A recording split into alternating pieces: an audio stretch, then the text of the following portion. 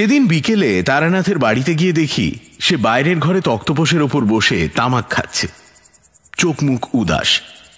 মাঝে মাঝে তারানাথের এই ধরনের ভাব পরিবর্তন দেখেছি। 2-4 দিন থাকে, তারপর আবার ঠিক হয়ে যায়। বললাম, কি মন খারাপ নাকি? আমি যে ঘরে ঢুকেছি তা বোধহয় তারানাথ লক্ষ্যই করেনি। একটু চমকে উঠে বলল, ও তুমি, এসো বসো ওইখানটায়। না, মন খারাপ নয়, অনেকদিন আগেকার কথা ভাবছিলাম, ছোটবেলার কথা। পুরনো দিনের কথা মনে এলে একটু মন খারাপ তো হয়ই, তাই না? তা কিশোরী এলো না যে? আসবে, তাকে সকালে বলে রেখেছি, অফিসের পর সোজা এখানে চলে আসবে। নাম করতে করতেই কিশোরী এসে পড়ল। কি গল্প শুরু হয়ে গেছে নাকি? তারানাথ বলল, না, বসো, এই তোমার কথাই হচ্ছিল। আজ গল্প বলার মেজাজ নেই, আরেকদিন হবে ক্ষণ। চা খাবে? বাড়ির ভেতরে গিয়ে চায়ের কথা বলে এসে তারানাথ আবার তক্তপোষের ওপর বসে হুঁকো টানতে লাগলো। আমি আর কিশোরী জানি গল্প হবে না কথাটার বিশেষ কোনো গুরুত্ব নেই। অপেক্ষা করলে একটা ভালো গল্প বেরিয়ে আসতেও পারে। কয়েকটা ব্যর্থ টান দিয়ে বিরক্ত মুখে হুঁকো নামিয়ে রাখতে রাখতে তারানাথ বলল, উত্তরী, এটা আবার গেল নিভে। বসো তোমরা, চারিকে বলে আসি এক ছিলিম সেজে দিতে। কিশোরী পকেট থেকে নতুন পাসিং শো এর একটা প্যাকেট বার করে, মাসের প্রথম এই সময়টা আমরা একটু নবাবি করেই থাকি, তক্তপোষে রেখে বলল, আরে বসুন ঠাকুর মশাই, বারবার উঠতে হবে না, নিন সিগারেট খান। তারানাথ উজ্জ্বল মুখে একটা সিগারেট বার করে ধরাতে ধরাতে বলল, সে বরং ভালো। হুঁকোকলকে আমাদের দেশে আর চলবে না, বুঝলে? কত ফৈজত, তামাক টিকের জোগাড় রাখো, ঠিকরে লাগাও, ছিলিম সাজো, 1 ঘন্টা ধরে ফুঁ দাও, না, সিগারেটই ভালো। চোখ বুজে সিগারেটে টান দিতে দিতে একটু পরে তারানাথ বলল, তবে কি জানো, তামাকের মৌজ সিগারেটে নেই। এই যে সোঁদা সোঁদা গন্ধ, কড়া ধাঁক, গুড়ুক গুড়ুক শব্দ, সব মিলিয়ে একটা দারুণ আমেজ। তারপরে ধরো ঠিকরে গুঁজছি, তামাক আর টিকে সাজাচ্ছি, মনোযোগ দিয়ে ফুঁ দিচ্ছি, আর মনের ভেতর এই হয়ে গেল এক্ষুনি আমি তামাক খাবো, এই ভাব। সেটাও এক রকমের মেজাজ, ওই অপেক্ষাটা। আর সিগারেট কি, এই ধরালাম, 2-10টা টান দিয়ে ফেলে দিলাম, চুকে গেল। তা মানুষের হাতে সময় কমে আসছে, করবে কি? এই সিগারেটই বাজার দখল করবে, দেখো। কিশোরী বলল, আচ্ছা, পুরনো দিনের কথা ভাবছিলেন বললেন না, আপনার ছোটবেলার ঘটনাটাই বলুন না, শুনি একটু। ছাইদানি হিসেবে ব্যবহৃত নারকোলের মালায় সিগারেটের দগ্ধাবশেষ গুঁজে দিয়ে তারানাথ বলল, সে তো আর একটা টানা গল্প নয়, কত বছর ধরে টুকিটাকি কত কিছু ঘটেছে। আমার কাছে সেসবের গভীর মূল্য আছে, কিন্তু তোমাদের ভালো লাগবে কেন? আমি জিজ্ঞেস করলাম, আচ্ছা, তন্ত্র সাধনার দিকে প্রথম আপনার ঝোঁক আসে কি করে? সে তো তোমাদের বলেছি, গ্রামের বাঁধানো গাছতলায় সেই সাধু, তারপর বীরভূমের শ্মশানের সেই মাতঙ্গিনী, সে আবার ডামরতন্ত্রে সিদ্ধ ছিল, কিংবা বরাকর নদীর ধারের সাধুজি, যার পঞ্চমুণ্ডী আসনে বসে মধুসুন্দরী দেবীকে দেখতে পাই। এদেরই প্রভাবে এ পথে আসি। এই গল্প তো তোমরা শুনেছ। বললাম, কিন্তু তারও আগে একেবারে ছোটবেলায় কবে বুঝলেন যে আপনার জীবনটা ঠিক অন্য সবার মতো হবে না? তারানাথ 2 আঙুলে ভুরুর মাঝখানটা টিপে ধরে রইল কিছুক্ষণ, তারপর মুখ তুলে আস্তে আস্তে বলল, জন্মের সময় থেকেই বোধহয় ঈশ্বর আমার জীবনের গতিপথ নির্ণয় করে দিয়েছিলেন। আমি যখন ভূমিষ্ঠ হই, সেই মুহূর্তে আকাশ দিয়ে একটা বিরাট উল্কা ছুটে গিয়েছিল। মা আতুর ঘরে, গ্রামের বউ ঝিরা তাকে ঘিরে বসে রয়েছে, বাবা পায়চারি করছেন দক্ষিণের বারান্দায়। গরম জল নেবার জন্য সিন্ধুবালা দাই আঁতুর ঘর থেকে উঠোন পেরিয়ে রান্নাবাড়ির দিকে আসছিল। সেই হঠাৎ ওই আকাশে আশ্চর্য আলো দেখতে পেয়ে চিৎকার করে ওঠে। তার ডাকে বাড়ির সবাই উঠোনে এসে জড়ো হয়। অদ্ভুত নীল আলোয় চারিদিক উদ্ভাসিত করে একটা নীল আগুনের গোলক পূব দিক থেকে পশ্চিম দিগন্তের দিকে চলে যাচ্ছে। সাধারণত উল্কা জ্বলে উঠেই চকিতে মিলিয়ে যায়, লোকজন ডেকে এনে দেখবার অবকাশ পাওয়া যায় না। এই নীল আলো কিন্তু অনেক অনেক ওপর দিয়ে বেশ সময় নিয়ে পার হয়ে যাচ্ছে। ধূমকেতুর মতো একটা অস্পষ্ট শতপ্রভ ধোঁয়ার পথরেখা ফেলে যাচ্ছে পেছনে। পশ্চিম দিগন্তে নীল উল্কা মিলিয়ে যাবার সঙ্গে সঙ্গে আমি ভূমিষ্ঠ হই। এ গল্প পরে বড় হয়ে সবার মুখে শুনেছি। সে বয়সটা একটা অদ্ভুত বয়স, বুঝলে। রেড়ির তেলের প্রদীপ, ছোট ছোট ফোঁড় দেওয়া পদ্ম কাঁথা, আরামদায়ক রোদ ঝিমঝিম করা নির্জন দুপুর, উঠোনের চাটাইতে শুকোতে দেওয়া টোপাকুলের ভরপুর গন্ধ, রাত্রিরে জ্যোৎস্নায় চকচক করা নারকোল গাছের পাতা। সে সময় সবই সম্ভব ছিল। সমবয়সীদের সঙ্গে বনতো না। তাদের খেলাধুলো, কথাবার্তা কেমন অর্থহীন আর হাস্যকর বলে মনে হতো। একা একা বেড়াতাম মাঠে, বনে, গ্রামের বাইরে যাবার পথে চৌধুরীদের বাঁশ বাগানে। একটা জিনিস খুব অনুভব করতাম, এখনো ভাবলে মন উদাস হয়ে যায়। ধরো খাওয়া দাওয়া সেরে বাড়ির সকলে দুপুরের ঘুম দিচ্ছি, আমি বেরিয়ে চলে গিয়েছি সাঁতরা দিঘির পাড়ে। চুপ করে বসে আছি। ঝিরঝিরে বাতাসে দিঘির জলে ডুরে ডুরে ঢেউ উঠেছে। লিচু আর জামরুল গাছের পাতার ফাঁক দিয়ে সূর্যের আলো এসে মাটিতে রোদ আর ছায়ার আলপনা তৈরি করছে। আম গাছের গুঁড়ি বেয়ে উঠছে এক সারি কাঠ পিঁপড়ে। এই সব নির্জন মুহূর্তে আমি তোমাদের সত্যি বলছি, স্পষ্ট শুনতে পেতাম গাছপালা, মাটি, দিঘির জল আমার সঙ্গে কথা বলছে। ঠিক কোনো ভাষা দিয়ে নয়, সে ভাষা ওদের নেই। এ অনেকটা গানের সুরের মতো, কিংবা তাও ঠিক নয়। এমন একটা কিছু যা মন দিয়ে বোঝা যায় কিন্তু মুখ দিয়ে বলা যায় না। পরে সাধনা করতে গিয়ে দেখেছি উচ্চকোটির তন্ত্র সাধকেরাও স্বীকার করেছেন যে আমরা যাদের নির্জীব পদার্থ ভাবি তাদেরও প্রাণ আছে, চেতনা আছে। এখন ভাবলে বিস্মিত হই। তখন কিন্তু ব্যাপারটাকে খুবই স্বাভাবিকভাবে নিয়েছিলাম। ভাবতাম সবাই বুঝি আমার মতোই ওদের কথা শুনতে পায়। একদিন দুপুরে খেলা করতে করতে চলে গিয়েছি গ্রামের বাইরের মাঠে। কেউ কোথাও নেই। শূন্য মাঠের উপর রোদ্দুর ঝাঁঝা করছে। গ্রামের ঠিক প্রান্তে একটা বিরাট চটকা গাছ। সেই চটকা গাছের নিচে একজন লোক বসে আছে।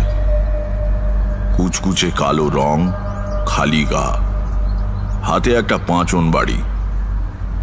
সম্ভবত সে শুয়োর চড়ায়, কারণ এদিক ওদিক কয়েকটা শুয়োর চড়ে বেড়াচ্ছে সেই সময় দেখেছিলাম। দৃশ্যটা অতি সাধারণ। গ্রামের অনেক গরিব মানুষেরা শুয়োর চড়িয়ে দিন আনা দিন খাওয়া করত। তাদেরই এইরকমই দেখতে, এবং তারা ক্লান্ত হয়ে পড়লে গাছতলায় বসে বিশ্রামও করে। কাজেই অবাক হওয়ার কিছু ছিল না। কিন্তু কেন যেন লোকটাকে ভালো করে দেখবার জন্য আমি পায়ে পায়ে তার দিকে এগিয়ে গেলাম। আমি কাছে যেতেই লোকটা আমার দিকে তাকিয়ে হাসল। কি তার চোখের প্রখরতা! ভালো করে তাকানো যায় না, যেন ঝকঝক করে জ্বলছে। আঁটো সাঁটো দৃঢ় শরীরের মধ্যে সে যেন নিজেকে আটকে রাখতে পারছে না। প্রাণ শক্তি উপচে পড়ছে শরীর ছাড়িয়ে। আমার দিকে তাকিয়ে সে বলল, এসো, তোমার জন্যই বসে আছি। অবাক হয়ে বললাম, আমার জন্য? হ্যাঁ, তোমার সঙ্গে কথা বলবার জন্যই আজ আমাকে পাঠানো হয়েছে। বসো। কে পাঠিয়েছে? সে বললে এখন তুমি বুঝবে না, বড় হলে নিজেই জানতে পারবে। এদিকে এসো তো, কাছে এসো। আমার ঠিক ভয় করছিল না, বরং কেমন যেন রহস্যময় আনন্দের অনুভূতি হচ্ছিল। লোকটার কাছে এগিয়ে যেতে সে আমার কপালে হাত দিয়ে কি যেন দেখতে লাগলো, তারপর খুশি হয়ে বলল, ঠিক আছে, বসো এই শেকড়টার উপর। বসলাম।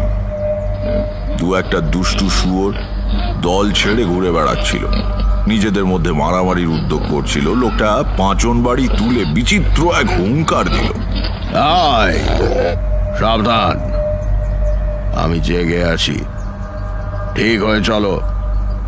শুয়োরগুলো মন্ত্রমুগ্ধের মতো ঠেলাঠেলি বন্ধ করে এক জায়গায় দাঁড়িয়ে রইল। অবাক হয়ে তাকিয়ে দেখলাম তার হাতের পাঁচন বাড়িটা কোনো গাছের ডাল বা কঞ্চি দিয়ে তৈরি নয়, কিসের যেন সরু হাড় সেটা। বললাম, কোথায় থাকো তুমি? এই গায়ে তো দেখিনি তোমাকে। এ গায়ে থাকি না, তাই দেখনি। তাহলে? লোকটা তার প্রখর দৃষ্টিতে একবার চারদিকে তাকালো। সূর্যের আলো সরাসরি তার মুখে এসে পড়েছে। আকাশে উড়তে উড়তে একটা চিল ডাকছে কর্কশ তীক্ষ্ণ স্বরে। সেই রৌদ্রালোকিত আকাশ, দিগন্ত আর পৃথিবীর দিকে লোকটা দুহাত ছড়িয়ে দিয়ে বলল, এই সব কিছুর মধ্যে আমার থাকার জায়গা, অল্প জায়গায় আমাকে ধরে না যে। আমি তার কথা ঠিকঠাক বুঝতে পারলাম না। একজন লোক একটা বাড়িতে থাকবে এটাই নিয়ম, সব জায়গায় সে থাকে কি করে? বললাম, তুমি শুয়োর চড়াও? লোকটা চমকে উঠে বলল, কই না তো। সে একবার স্থির হয়ে দাঁড়িয়ে থাকা শুয়োরগুলোর দিকে তাকালো, তারপর বলল, কিন্তু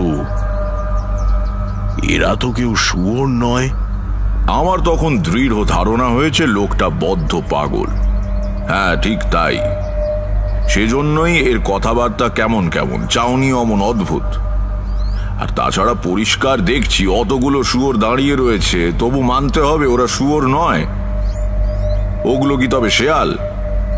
লোকটা বলল, তুমি ছোট তো, তোমাকে এখন বোঝানো অসুবিধা হবে।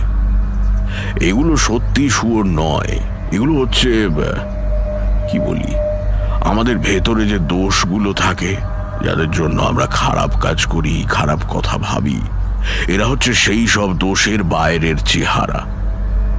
সাধারণ মানুষকে এরা চড়িয়ে বেড়ায়, কিন্তু আমি এদের চড়াবার বিদ্যে শিখেছি। না, কথায় কথায় অনেক দেরি হয়ে গেল, আমার ফিরে যাওয়ার সময় হয়েছে। যে জন্য আসা সেটা তাড়াতাড়ি সেরে নি।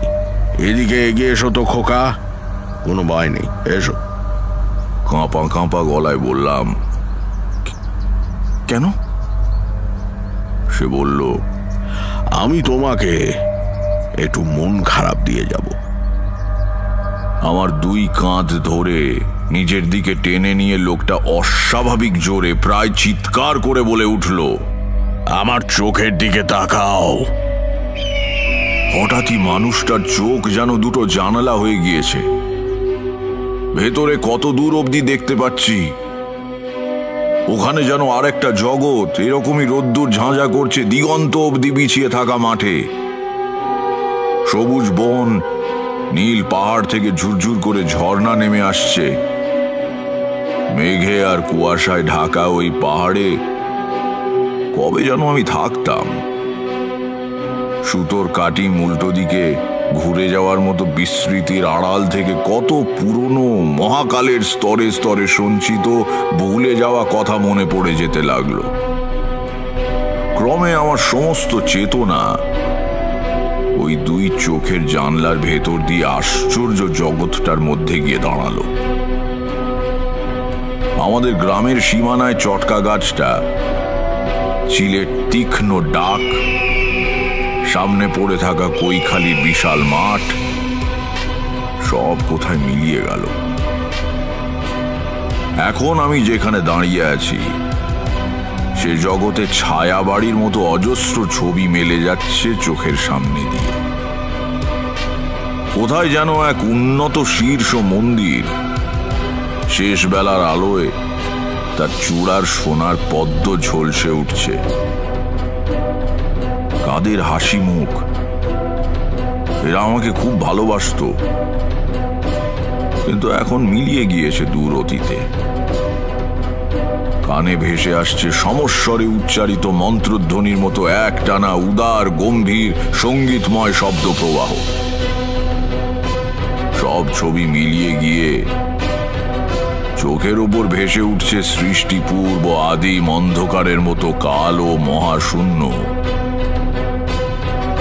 থেকে থেকে সেই পরম কিছু নার মধ্যে চমকে উঠছে তীব্র জ্যোতির উদ্ভাস। সৃষ্টি হচ্ছে নক্ষত্রের, নিহারিকার, অনন্ত শূন্যের থেকে বস্তুপুঞ্জের। আমার চেতনা চলে যেতে লাগলো। আর কিছুক্ষণ এখানে থাকলেই আমি সম্পূর্ণ জ্ঞান হারাবো। ঠিক তখনই অনুভব করলাম চির চেনা পৃথিবীর বিপুল আকর্ষণে আমি ফিরে আসছি আমাদের গ্রামের প্রান্তের রোদে পোড়া মাঠে।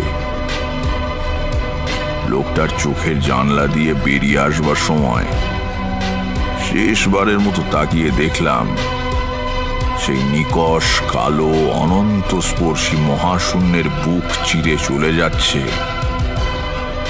একটা নীল উল্কা। চটকা গাছের গুঁড়িতে হেলান দিয়ে আমি মুহ্যমানের মতো বসে রইলাম। মাঠের উপর দিয়ে তার শুয়োর তাড়িয়ে নিয়ে লোকটা কোথায় যেন চলে গেল। সে কোথায় যাচ্ছে, কি করে আবার দেখা হবে, কিছুই জিজ্ঞেস করা হলো না। কিন্তু কি মন খারাপটাই না সে আমাকে দিয়ে গেল।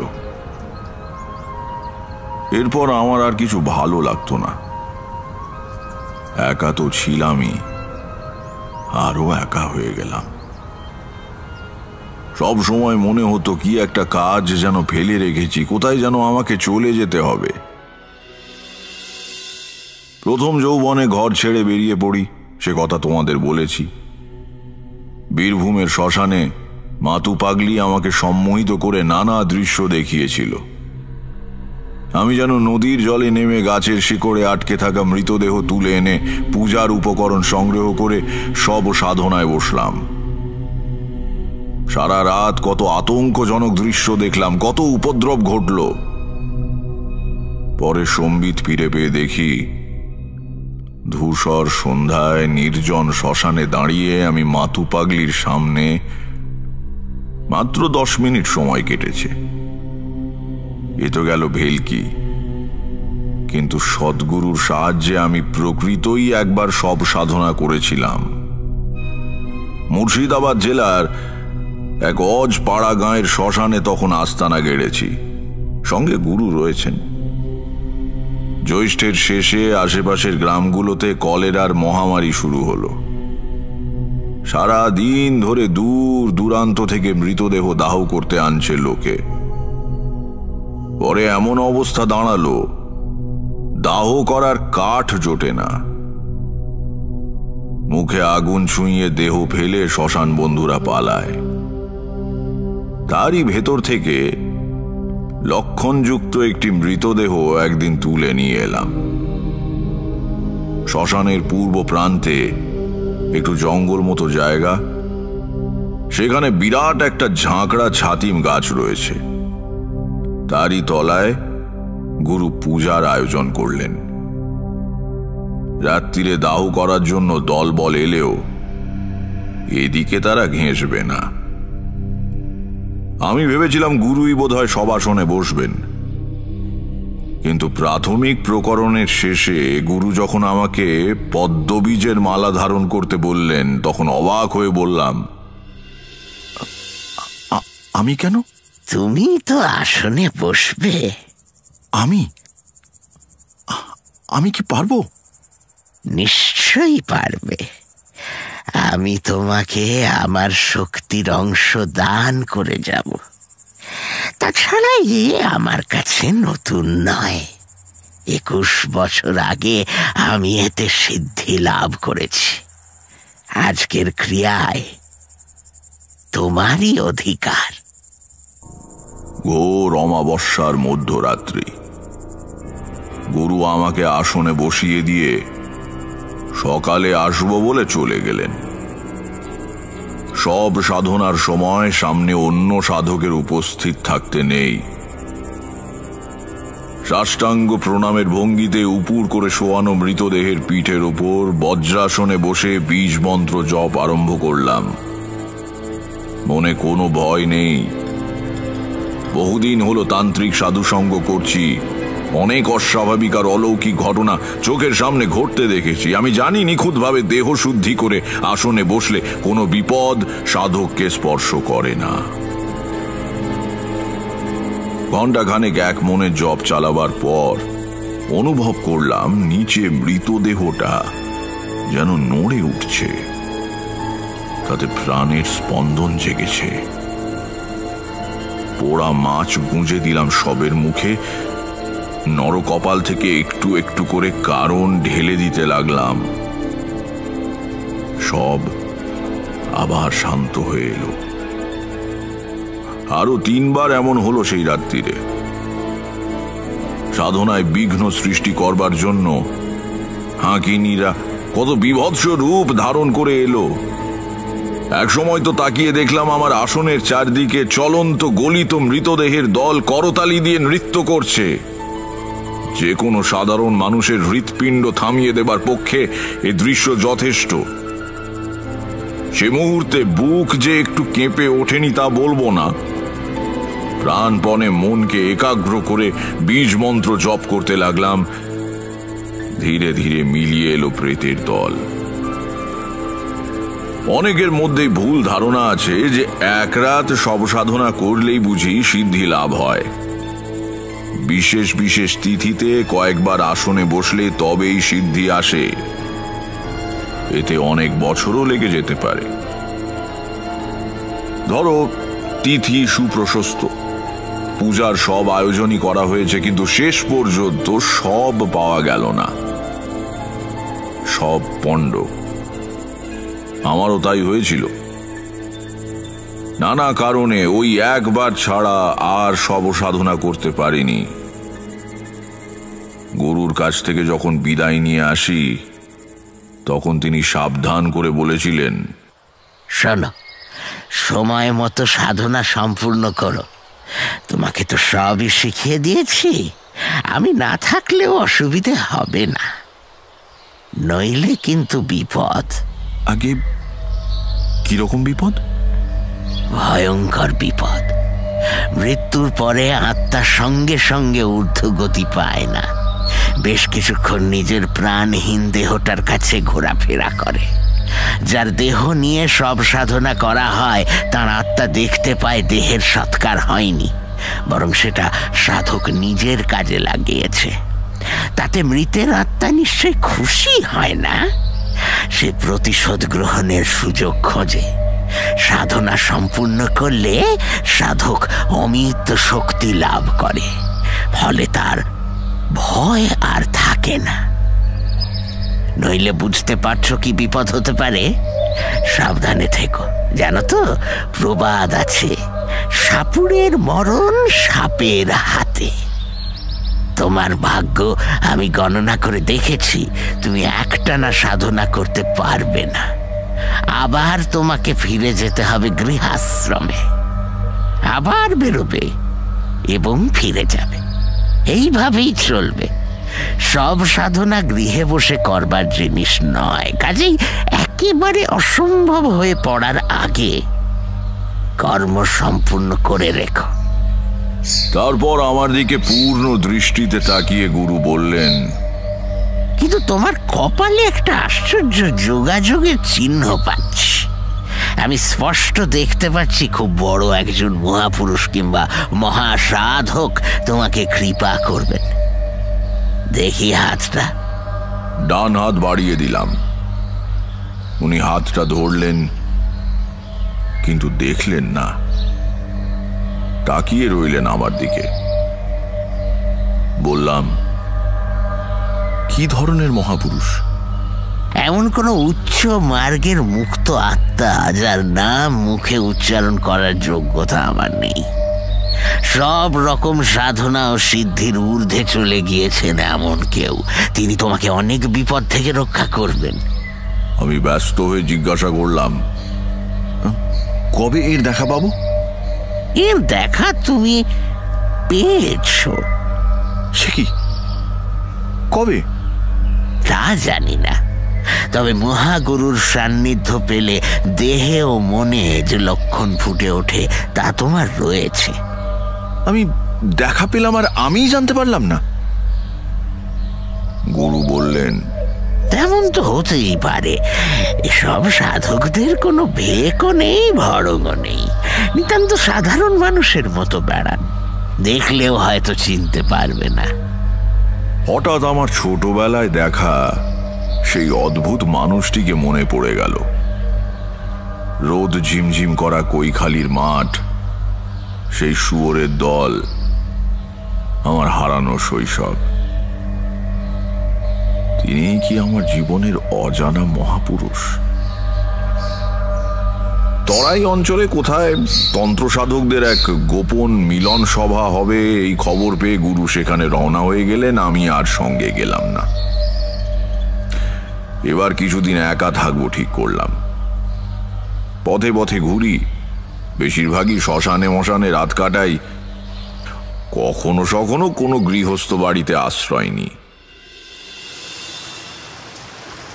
একদিন এক রেল স্টেশনের প্ল্যাটফর্মে বসে আছি। আমার ট্রেন আসতে ঘন্টাখানেক দেরি। সেটা জংশন স্টেশন। লুপ লাইনে যেতে হলে ওখান থেকে গাড়ি বদল করতে হয়। প্রচন্ড বৃষ্টি নেমেছে সকাল থেকে। আকাশ কালো হয়ে রয়েছে মেঘে। ঝুপঝুপ করে বৃষ্টির আর যেন বিরাম নেই। 2 পয়সার বিড়ি কিনবো বলে স্টেশনের দোকানটার দিকে এগুচ্ছি, হঠাৎ পেছন থেকে কে যেন ডাকলো। আরে তারানাথ না? থমকে দাঁড়ালাম। এমন জায়গায় আমার নাম ধরে কে ডাকে? এদিক ওদিক তাকিয়ে দেখি ওজন করার লোহার কলের পাশে কয়েকটা চটের বস্তার আড়ালে বেঞ্চির ওপর বসে আছে আমাদের গ্রামের ভূপতি শিকদারের ছেলে রমাপতি। ছোটবেলায় এই রমাপতি বোধহয় গ্রামে আমার একমাত্র বন্ধু ছিল। কতদিন ওদের বাগান থেকে দুপুরে কাঁচা পেঁপে ছিঁড়ে এনে নুন দিয়ে খেয়েছি। গ্রামের পুরনো বন্ধুকে দেখে হাসি মুখে এগিয়ে গেলাম। রমাপতিও উঠে এসে আমার হাত ধরে বললে, উফ, কতদিন পরে দেখা। এখানে কি করছিস রে? তোর গেরুয়া কই? হেসে বললাম, আমি কি সন্ন্যাসী হয়েছি নাকি যে গেরুয়া পরে ঘুরবো? সন্ন্যাসী হোসনি, তবে যে সবাই বলে তুই সাধু হয়ে চলে গিয়েছিস। সংস্কৃতে সাধু মানে ভালো লোক, সেটা হবার চেষ্টা করছি বটে, তবে ভেকধারী সন্ন্যাসী হইনি। তা তুই এখানে কেন? আমার শ্বশুরবাড়ি এখান থেকে ট্রেন বদল করে যেতে হয়। বউ সেখানে আছে, আনতে যাচ্ছি। আয়, ওই দোকানটায় চা খাবি? পুরনো বন্ধুর অকৃত্রিম আগ্রহে রমাপতি আমার হাত ধরে টেনে চায়ের দোকানে গিয়ে চা আর কেকের অর্ডার দিল। পকেট থেকে নতুন মেপল সিগারেটের প্যাকেট বের করে আমাকে একটা দিয়ে বলল, এই নে ধরা। তারপর তুই কোথায় যাচ্ছিস বললি না তো? বিশেষ কোথাও না, বাড়ি ছাড়ার পরে এরকমই ঘুরে ঘুরে বেড়াই। এক জায়গায় থাকি না বেশি দিন। কেন বল দেখি, এতে লাভ কি? তা তো তোকে বোঝাতে পারবো না ভাই। যারা বাড়িতে থাকে তাদের দেখে আমার মনে হয় এতে তাদের লাভ কি। কাজেই এর ঠিক কোনো উত্তর হয় না। রমাপতি চুপ করে রইল। তার মুখ দেখে বুঝলাম আমার উত্তরটা তার বিশেষ পছন্দ হয়নি, সে বুঝতেও পারেনি। গৃহত্যাগ করে বিদেশে গিয়ে অর্থ উপার্জন করলে বোঝা যায়, বাড়ি থেকে পালিয়ে সাধু সন্ন্যাসী হলে তারও যা হোক একটা মানে হয়। কারণ কারণ তেমনটা বহু ঘটতে দেখা গিয়েছে। কিন্তু সেসব কিছু নয় খামোকা একজন মানুষ বাড়ির আরাম ছেড়ে পথে পথে বেরিয়ে বেড়ায়। এর কারণ সে ধরতে পারছে না। চা খেতে খেতে রমাপতি বলল, আচ্ছা, তুই তো বেশ অনেকদিন বাড়ি ছেড়েছিস, তাই না? হ্যাঁ। যেতে বাধা আছে কোনো? না, বাধা আর কি, আমি তো আর গৃহত্যাগ করে সন্ন্যাসী হইনি। তোকে বললাম না, যখন ইচ্ছে করবে চলে যাব।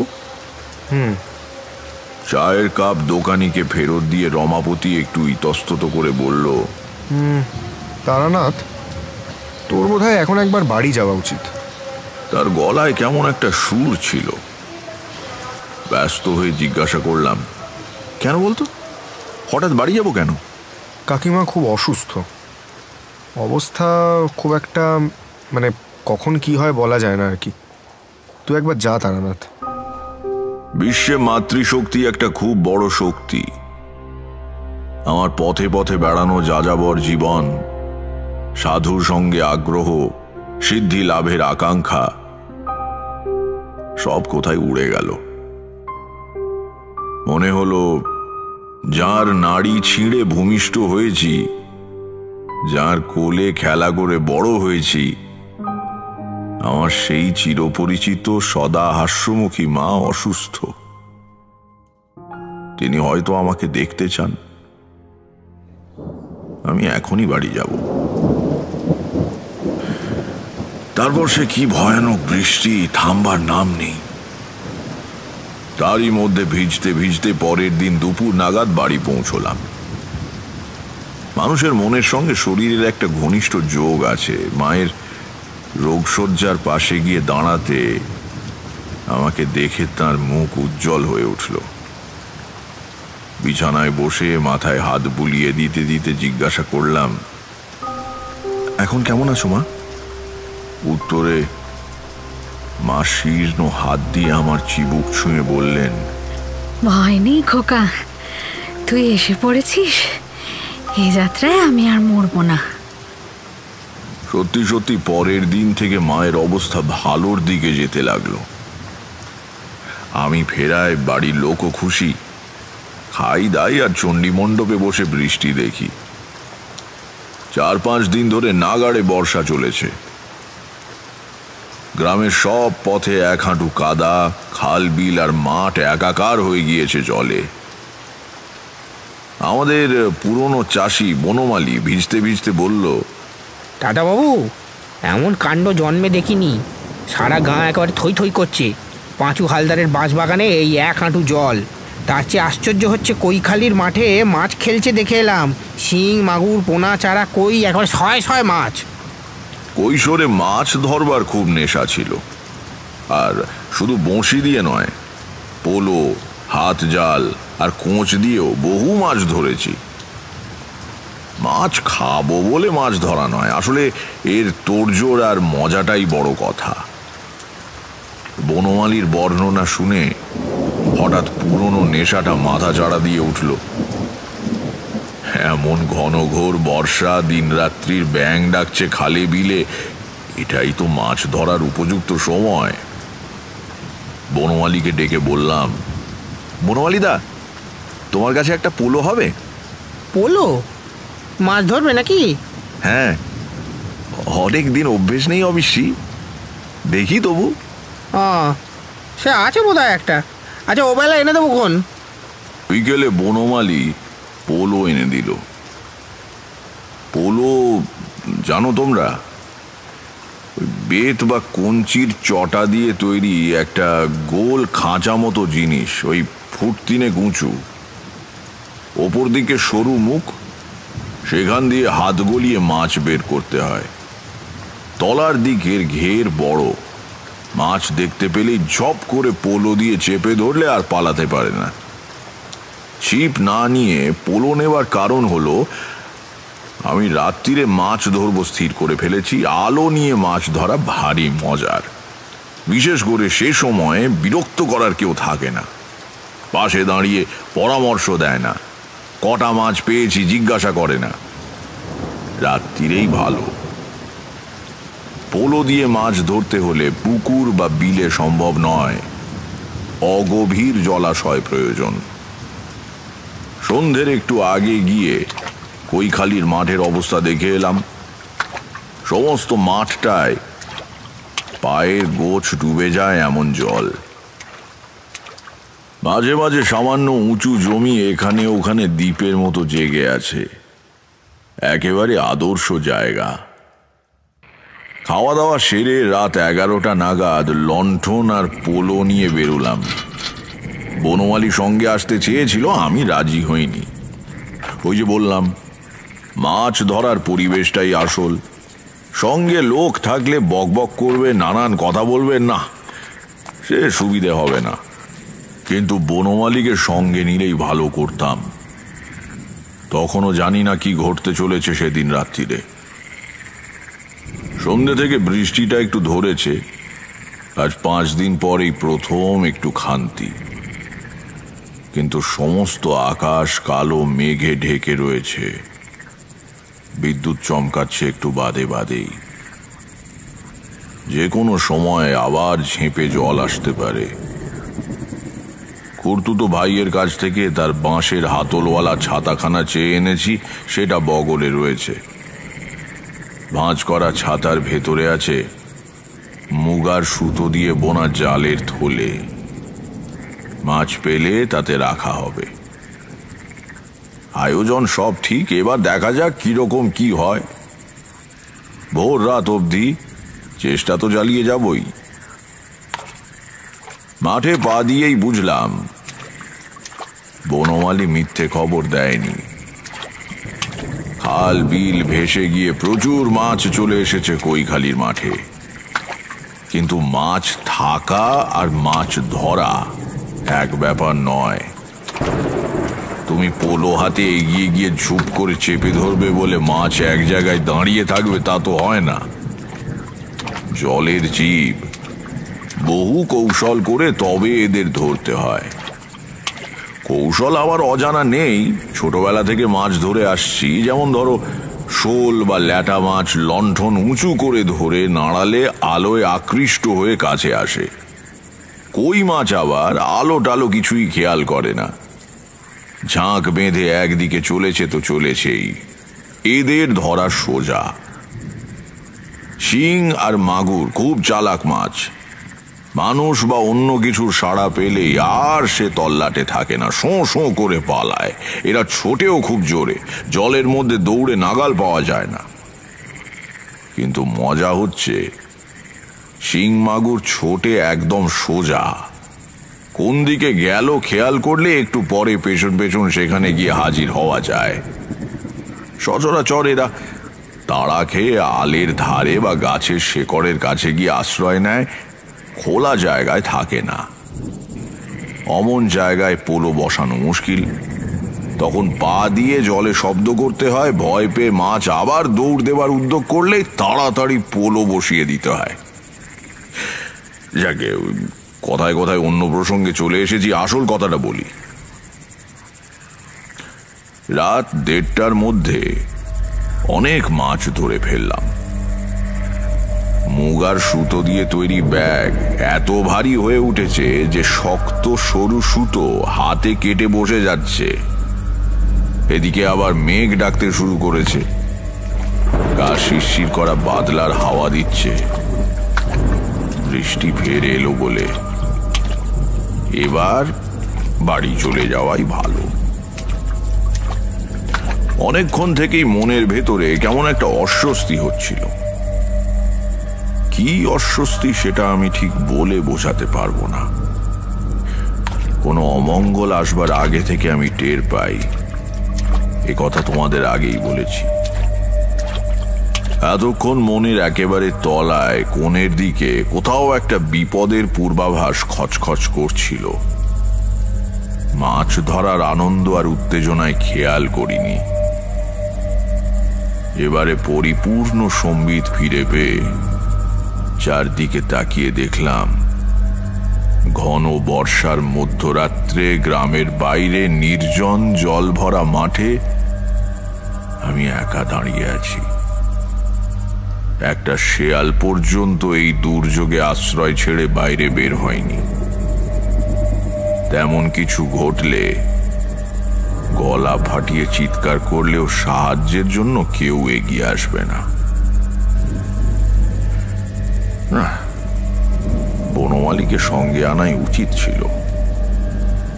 এই জল কাদা ভেঙে বাড়ি পৌঁছতেও অন্তত আধ ঘন্টা সময় তো লাগবে। তার মধ্যে আবার বৃষ্টি এসে গেলেই তো হয়েছে। এসব ভাবতে ভাবতেই ঝিরঝির করে বৃষ্টি নামলো। তাড়াতাড়ি ছাতা খুলতে যাচ্ছি, কেমন করে যেন হাত ফসকে লণ্ঠনটা জলে পড়ে নিভে গেল। চারদিকে নিশ্ছিদ্র অন্ধকার। কিছুক্ষণ হতবুদ্ধি হয়ে দাঁড়িয়ে রইলাম। আলো থাকলে বুকে বেশ সাহস থাকে। তাছাড়া আমাদের তন্ত্রশাস্ত্রে বলে আগুন হচ্ছে পবিত্রকারী শুভ শক্তি। কোনো অশুভ উপস্থিতি আগুনের সান্নিধ্যে আসতে পারে না। এই জন্য সাধকদের আসনে সবসময় ধুনি জ্বালিয়ে রাখা নিয়ম। কিন্তু দাঁড়িয়ে থেকে তো লাভ নেই, বরং আন্দাজে আন্দাজে চলতে শুরু করাই ভালো। মাছ ধরতে ধরতে মাঠের একেবারে অপর প্রান্তে চলে গিয়েছিলাম। এবার মাঠ পার হয়ে সেই চটকা গাছটার পাশ দিয়ে গ্রামের পথে ঢুকতে হবে। মাথায় ছাতা ধরে মাছ ভর্তি থলে আর নেভা লণ্ঠন হাতে চটকা গাছটা আন্দাজ করে হাঁটতে শুরু করলাম। হঠাৎ দিক দিগন্ত উদ্ভাসিত করে একবার বিদ্যুৎ চমকালো। সামনের দিকে তাকিয়েছিলাম। অন্ধকারে হাঁটবার সময় মানুষ যেমন মুখটা একটু তুলে রাখে, তা বিদ্যুতের উজ্জ্বল আলোয় স্পষ্ট দেখলাম উল্টো দিক থেকে একজন মানুষ আমার দিকে এগিয়ে আসছে। বিদ্যুতের আলো এক মুহূর্তের বেশি ছিল না, কিন্তু আলো নিভে যাবার পরেও মনে মনে চিন্তা করে কোথায় কি দেখেছি, কতটা দেখেছি বোঝা যায়। যে লোকটা আমার দিকে এগিয়ে আসছে তার হাঁটার ভঙ্গিতে কোনো জড়তা নেই। অন্ধকারেও যেন সে পরিষ্কার দেখতে পাচ্ছে। তার গা খালি, কালো রং, পরনে একটা নেংটি মতো কাপড়ের ফালি। কিন্তু সবচেয়ে বড় কথা, ওই লোকটাকে আমি চিনি। খুব পরিচিত সে। এই কিছুদিনের ভেতরেই কোথায় যেন দেখেছি। কোথায় কোথায় অকস্মাৎ আমি বুঝতে পারলাম এবং সঙ্গে সঙ্গে অনুভব করলাম আমি ভয়ানক বিপদগ্রস্ত। জীবিত অবস্থায় এই মাঠ থেকে বেরোতে পারবো কিনা তার নিশ্চয়তা নেই।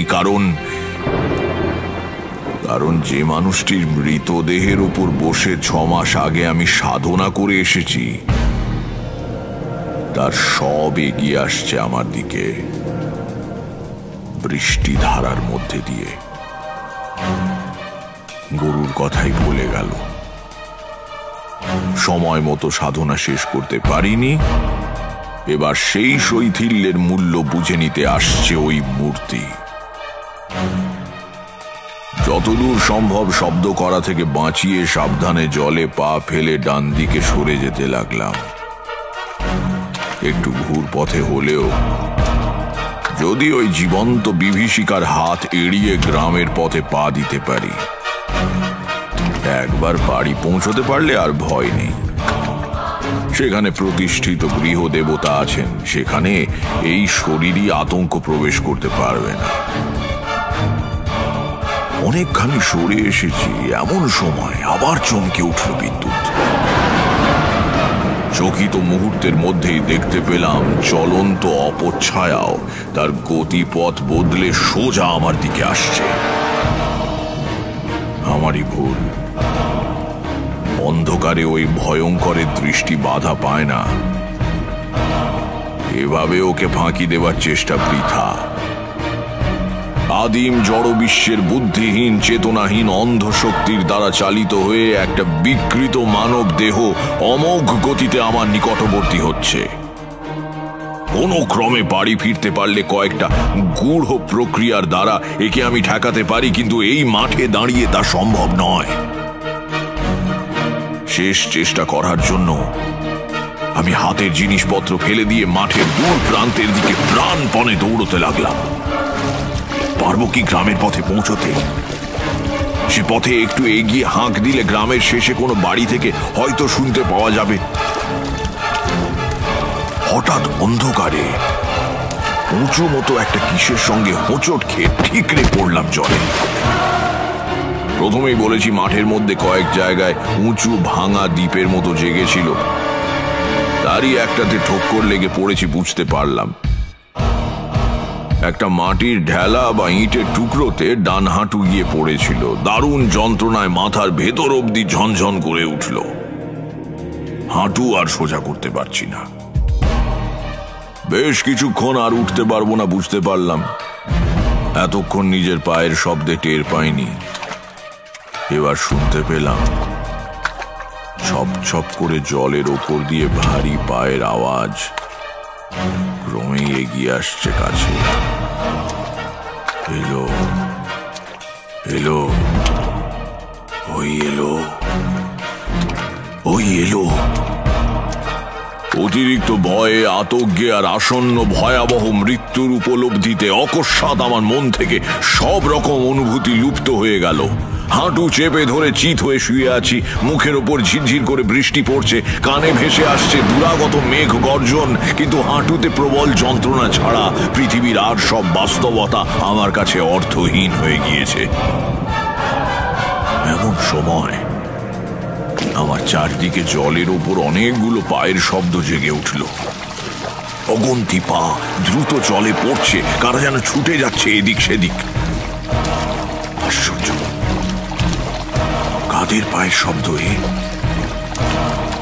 এখানে আসতে হলে তো জল পেরিয়ে জানান দিয়ে আসতে হবে, কিন্তু এই পদশব্দ যেন অকস্মাৎ জলের বুকেই জন্ম নিল। শূন্য থেকে জেগে উঠল হঠাৎ। তড়বড় করে একদল ঘোড়া যেন ছুটে যাচ্ছে সামনে পেছনে। কি ঘটছে কিছুই বুঝতে পারছি না। বিদ্যুৎও চমকাচ্ছে না বেশ কিছুক্ষণ,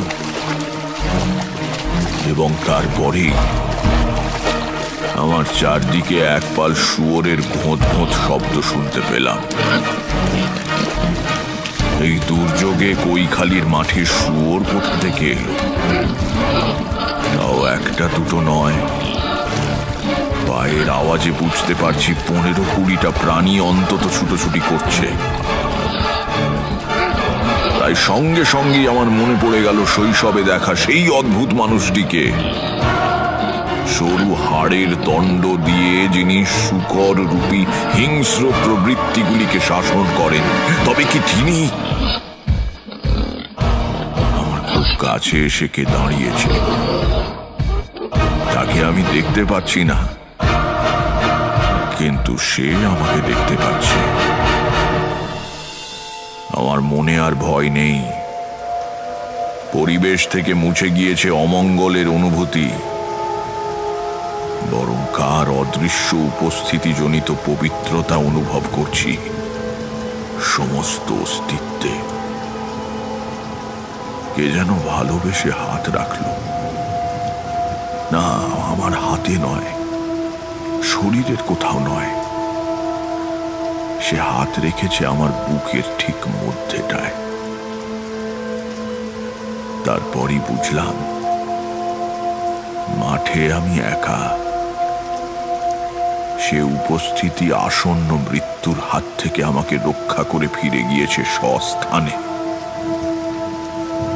এতক্ষণ বাদে এবার বিদ্যুৎ চমকালো।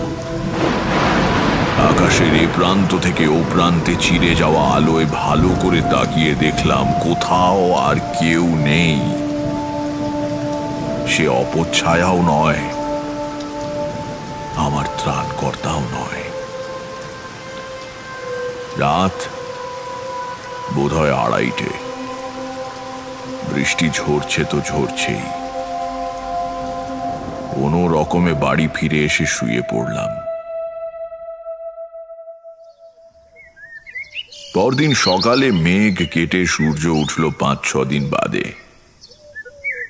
ঝকঝকে রোদ্দুরে ভেসে যাওয়া পৃথিবীর রূপ দেখে আমার নিজেরই সন্দেহ হতে লাগলো, সত্যি কি কাল রাত্রিরে কিছু ঘটেছিল? বাড়ির কাউকে কিচ্ছু জানালাম না। অনর্থক তাদের চিন্তা বাড়িয়ে লাভ কি? মা সুস্থ হয়ে ওঠার মাসখানেক পরে আবার বাড়ি ছাড়লাম। একটানা গৃহবাস ঈশ্বর আমার কপালে লেখেননি। ঘুরতে ঘুরতে এক সন্ধ্যায় খামার বেড়িয়া নামে এক গ্রামে গিয়ে পড়লাম। দেখি গ্রামের একধারে ঝুরি নামা বটগাছের নিচে একজন জটাধারী সাধু ধুনি জ্বালিয়ে বসে আছেন। ভাবলাম ভালোই হলো, আজ রাত্রিটা অন্তত এর সঙ্গে কাটানো যাবে। গুটি গুটি ধুনির এপারে গিয়ে বসলাম। প্রত্যেক গ্রামেই কিছু লোক থাকে যারা সাধু সন্ন্যাসী দেখলে ওষুধ বিশুদ আর মাদুলির জন্য ভিড় করে। এখানেও তার ব্যতিক্রম হয়নি। জনা কয়েক লোক করুণ মুখে তাদের দুঃখ দুর্দশার কথা সাধুকে জানাচ্ছে।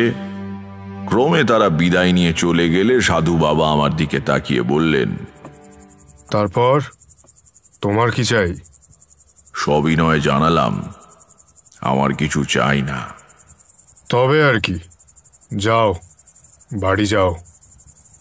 2-1 কথায় বুঝিয়ে দিলাম, আমার বাড়ি এখানে নয়, আমি পথে পথে বেরিয়ে বেড়াচ্ছি, আপাতত রাতটা এখানে কাটাতে চাই। সাধু আর কোনো ব্যক্তিগত প্রশ্ন করলেন না, বললেন, থাকো। একটু পরে নিজের ঝুলি থেকে একটা পাকা কলা আর একটা পেয়ারা বের করে আমাকে দিয়ে বললেন, এই নাও খাও, আর কিছু আমার কাছে নেই। আপনি খাবেন না? আমি রাত্রিরে কিছু খাই না। 2-1 কথা বলতে বলতে আলাপ জমে উঠল। দেখলাম সাধুজি স্বল্পভাষী হলেও বদমেজাজি নন। এক সময় আমাকে বললেন, এখানে ধুনি জেলে আজ ভুল কাজ করেছি বুঝলে। 2-1 দিন থাকবো ভেবেছিলাম, কিন্তু কাল চলে যেতে হবে। আগে কেন? ওপর দিকে আঙুল তুলে সাধুজি বললেন, ওই গাছে অনেক পাখির বাসা রয়েছে। ধুনির গরম হলকার ধোঁয়ায় তারা আজ কেউ বাসায় ফিরতে পারেনি। ওই দেখো, ওদিকে একটা গাছের ডালে বসে কিচমিচ করছে। কাউকে গৃহহীন করা মহাপাপ বৎস, মহাপাপ। ইতর প্রাণীদেরও আত্মা আছে, তাদের মনে দুঃখ দিলে সাধনার ফল ক্ষয় হয়ে যায়। বললাম, যদি কিছু মনে না করেন একটা কথা জিজ্ঞাসা করব। কি? আপনি কোন মার্গের সাধক? কেন বলো তো? আপনার কথা শুনে আমার খুব ভালো লাগছে। আমি অনেক সাধু সঙ্গ করেছি, বেশিরভাগ সাধকেরা অন্তরে মহৎ হলেও বড় কটুভাষী, অপরের দুঃখ সম্বন্ধে উদাসীন। আপনার মতো কথা বলতে শুনিনি কাউকে। সাধু মৃদু হেসে বললেন, কোনো মার্গেরই নয়, আমার দীক্ষাই হয়নি। অবাক হয়ে বললাম, সে কি? তাহলে? তাহলে আর কি, ভগবানের স্বরূপ জানতে ইচ্ছে করে তাই ঘুরে বেড়াই। তার সৃষ্টির বিচিত্র রূপের মধ্যে তাকে খুঁজতে চেষ্টা করি। ভগবানকে ডাকবো, তার আবার মার্গ কি, দীক্ষা কি? হ্যাঁ, সাধুজির ওপর শ্রদ্ধা হলো। আবছা অনুভব করতে পারলাম অনেক বড় সাধক ইনি। সারা রাত ধরে কত গল্প করলেন, ধর্মের বিভিন্ন দিক সম্বন্ধে গভীর জ্ঞানের পরিচয় দিলেন। সংকীর্ণতা নেই এতটুকুও, সব মতের প্রতি সমান শ্রদ্ধা। তাকে প্রশ্ন করলাম, আচ্ছা, আপনি যে ভগবানকে ডাকেন তার কোন রূপ কল্পনা করেন ধ্যানের সময়? কোনো রূপই নয়। মনকে কেন্দ্রীভূত করতে পারলে ঈশ্বরের রূপ কল্পনার প্রয়োজন হয় না। দুরকম শক্তি মহাবিশ্বে ক্রিয়াশীল, শুভ শক্তি আর ঈশ্বর বিরোধী অশুভ শক্তি। বিশ্বের সৃষ্টির সময় এই দুই শক্তির জন্ম। ঈশ্বর বিরোধী শক্তির ক্ষমতা কিন্তু কম নয়। বৌদ্ধ ধর্মে একেই মার হিসেবে কল্পনা করা হয়েছে। কাল ভৈরবের মাধ্যমে জগদীশ্বরের দমন করেন। সর্বদা এই দুই শক্তির লড়াই চলেছে। তোমার চারদিকে তার প্রকাশ তো দেখতেই পাচ্ছ। কাল ভৈরবকে কে? কাল ভৈরব তিনি শুভ শক্তির প্রয়োগকর্তা।